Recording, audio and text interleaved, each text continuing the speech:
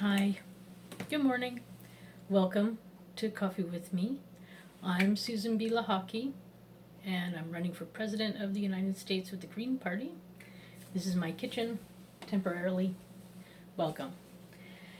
So it is August 8th, State Saturday, and with that in mind, I like to always, talk a little bit about like a US state or something. And since we are in the month of the 100-year anniversary of women's rights to vote, I decided that I would take the women's suffrage movement Schoolhouse Rock video for today, for us, for our listening pleasure.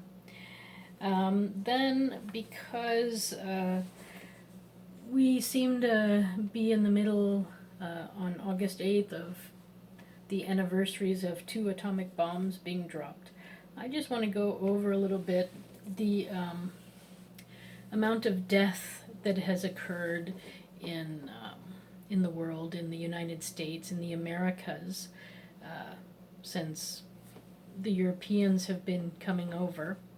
And I want to point out that, war is not the answer. Peace and negotiation and discussion is the answer.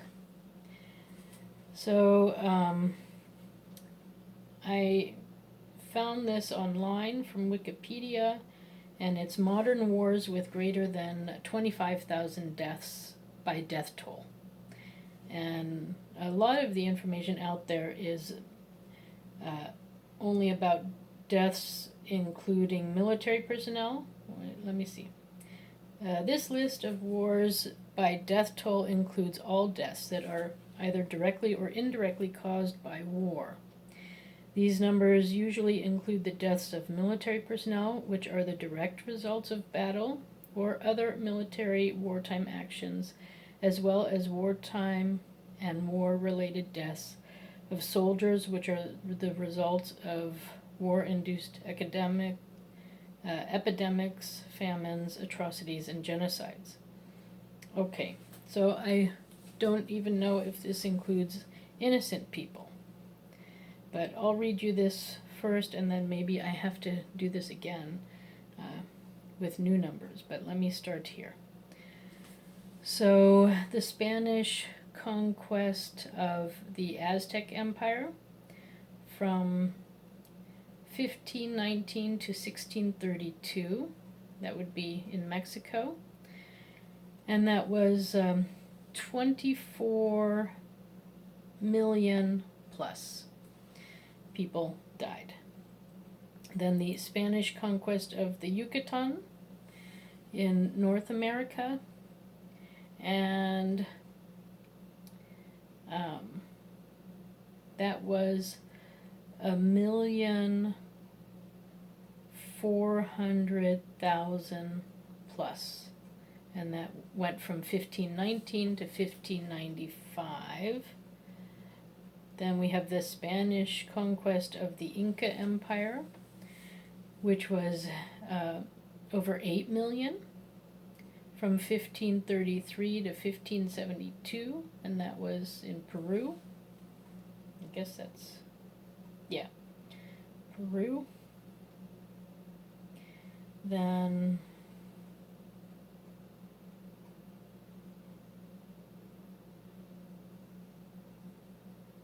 we have the Anglo-Spanish War from 1585 to 1604, which was 138,000 plus people.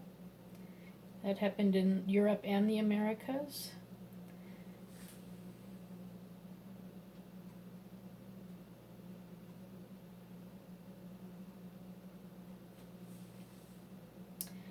Then the War of the Spanish Succession, which took place in Europe and the Americas, is estimated at 400,000 plus, but the number could be as high as 1 million plus. And that was from 1701 to 1714.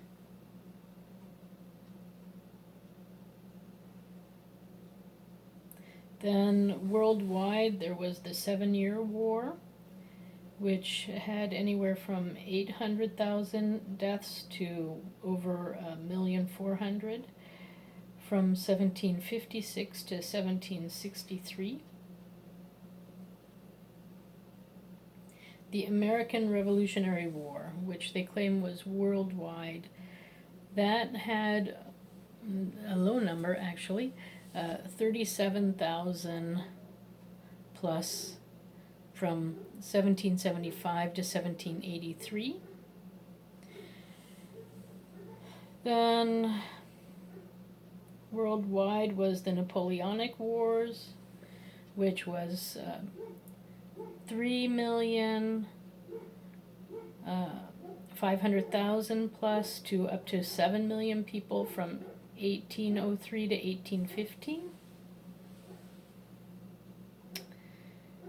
Then in the Americas, we have the Spanish-American War of Independence, which was 600,000 plus people from 1808 to 1833.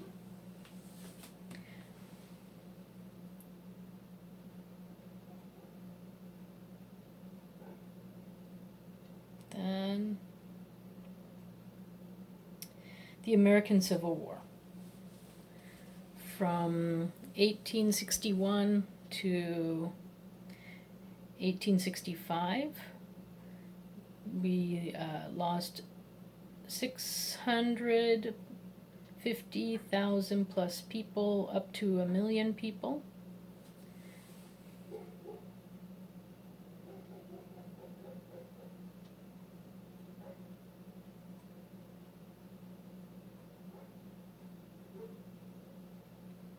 Then worldwide was World War I, where we lost upwards of 16 million people, possibly as high as 40 million. Spanish flu was also going on at the time, and that was from 1914 to 1918.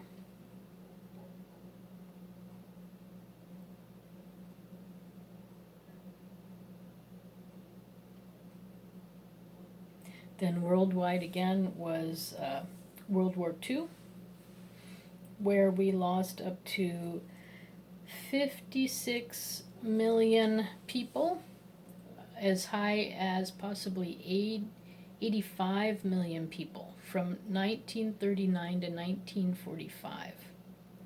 That was worldwide.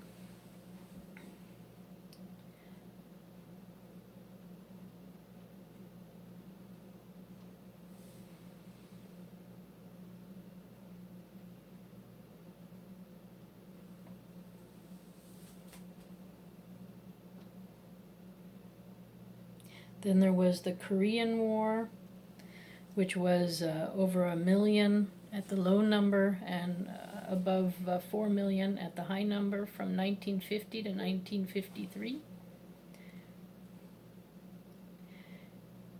And the Vietnam War, which was estimated at above 2 million at the low number and 4 million plus at the high number from 1955 to 1975.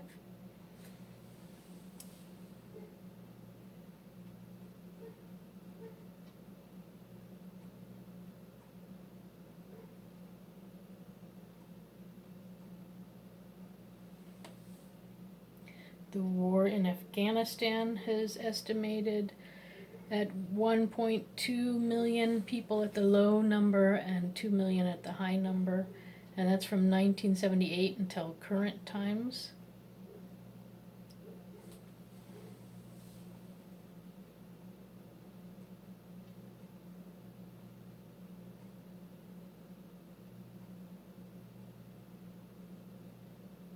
The Gulf War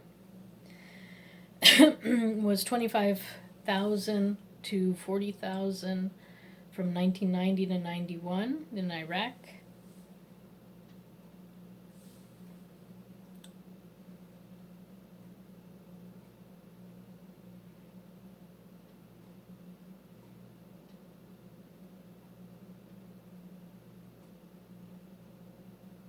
War on Terror has taken About 270 plus people at the low end, and 1,200,000 plus people from 2001 until present.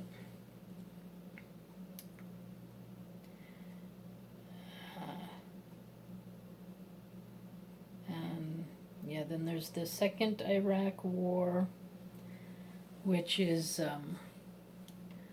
from about 400,000 people to 600,000 people plus from 03 until 11.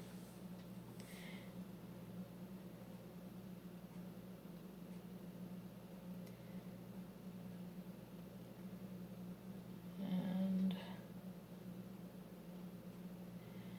yeah, so that takes us to sort of the heavy U.S. involvement. There's, of course, the Syrian War, which is 500,000 plus. The Iraqi Civil War from 14 to 17 was 195,000 plus. The Yemen Civil War from 2015 until now is over 112,000 people. So wars have been going on. This number does not include civilians, and we know that in war civilians also get killed. So those numbers are actually lowballing it. So that means that there's a lot more death that's not being recorded. I guess Wikipedia doesn't want to scare us with the real numbers, so they're only putting really soldier death on both sides. So war is not the answer, and we've seen a lot of wars and a lot of death over the time. It's time to try peace. We are at a place in time where it is possible.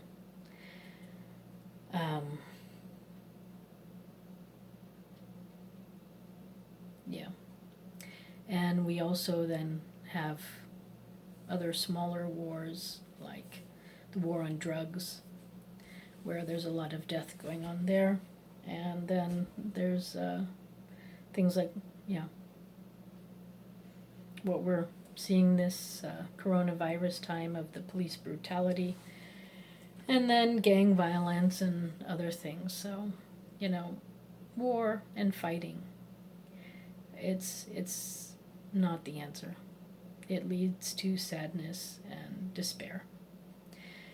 So we need to change our policies and try to negotiate and try understanding and acceptance. We need to be pro-diversity. So for me, I guess I'll pitch my revolution in lifestyle. We need less stress and more time. Time for us to understand ourselves and the world around us. And I think we need to get people registered and get people into this vote. So the song of the day for me is called War, What Is It Good For? And that's it for me. I wish you a nice day. I wish you peace.